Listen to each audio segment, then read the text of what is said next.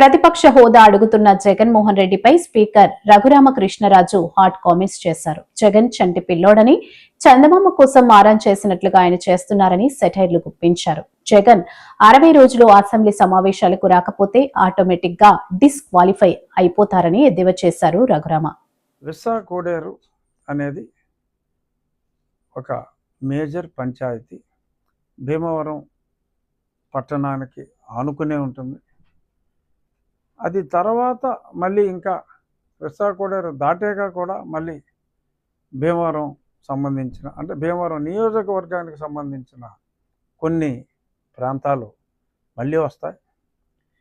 ఈ విశాఖ కోడేరులో గతంలో మరి భీమవరానికి మంచినీళ్ళు లేనప్పుడు మరి కొరత ఉన్నప్పుడు విశాఖ కోడేరులో 35 ఎకరాలు 70 ఎకరాలు సేకరించి 35 ఎకరాల్లో చెరువు తవ్వారు, మంచినీటి చెరువు.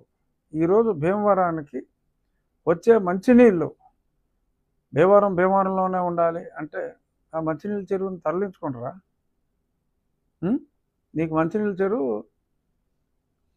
విశాఖ కోడేరు ఉండి నియోజకవర్గంలో ఉండొచ్చా? తాగేస్తావా? భీమవరం వాళ్ళకి ఇంకో 35 ఎకరాలు మంచినీటి వంకతో సేకరించింది ఇళ్ల స్థలాలకు ఇచ్చారు. ఎవరికి? ఉండి నియోజకవర్గ ప్రజలకు కాదు, భీమవరం నియోజకవర్గ ప్రజలకి ఇచ్చారు. ఎప్పుడు జగన్మోహన్ రెడ్డి ముఖ్యమంత్రిగా ఉన్న సమయంలో భీమవరం నియోజకవర్గం వాళ్ళకి ఇళ్ల స్థలాలకి ఉండిచ్చారు. అప్పుడు ఉండి కావాల్సి వచ్చింది. విశాఖ కోడేరు చెరువు తవ్వడానికి నీకు ఉండి కావాల్సి వచ్చింది.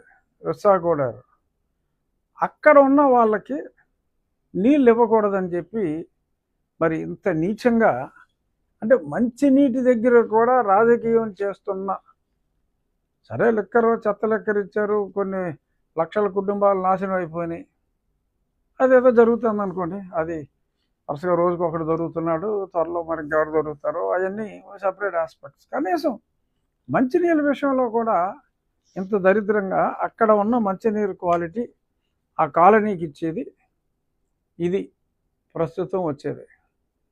ఆ కాలనీ వాసులు మరి వచ్చి మొరపెట్టుకుంటే మాకు మంచినీళ్ళే లేవు అని మొరపెట్టుకుంటే టెంపరీగా ఆ విశాఖ కోడేరు నుంచి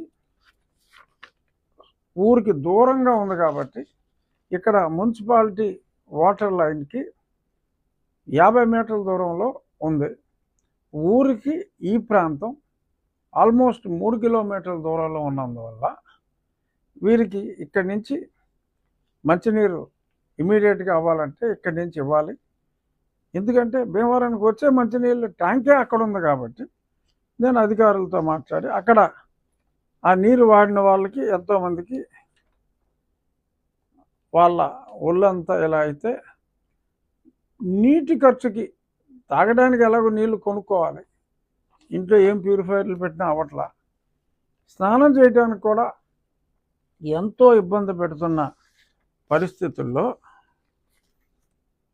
ఎంతో ఇబ్బంది పడుతున్న అలా దీన పరిస్థితి చూసి సంబంధిత అధికారులతో మాట్లాడి చట్టాలకు అనుగుణంగా అంటే వాళ్ళు మేము double the water amount charge చేయాల్సి వస్తుంది అంటే డబుల్ ది అమౌంటే మీరు ఛార్జ్ చేయండి అని చెప్పి ఆల్రెడీ వాళ్ళ డబుల్ ది అమౌంట్ పే చేసి అంటే అసలు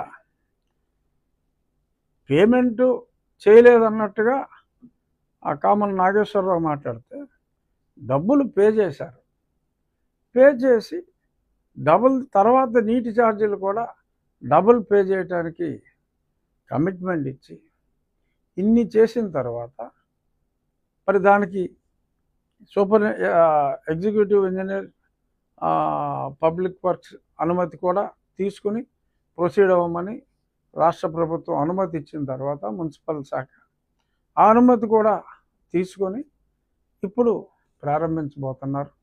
ఒక 50 ఇళ్ళకి తాగటానికి లేక స్నానాలు చేయడానికి కూడా వీలు లేక ఇబ్బందులు పడుతూ ఉంటే ఏ ఊరు నుంచి అంటే తల్లి పాలు తాగి రొమ్ము గుద్దే నీచ సంస్కృతి ఈ నాయకుల్లో ఆ పార్టీకి సంబంధించిన నాయకులు నాకు తెలిసి ఇటువంటి విషపురుగుల్ని ఈవెన్ ఆ పార్టీ అధినేతలు కూడా హర్షించరేమో అని నేను అనుకుంటున్నా.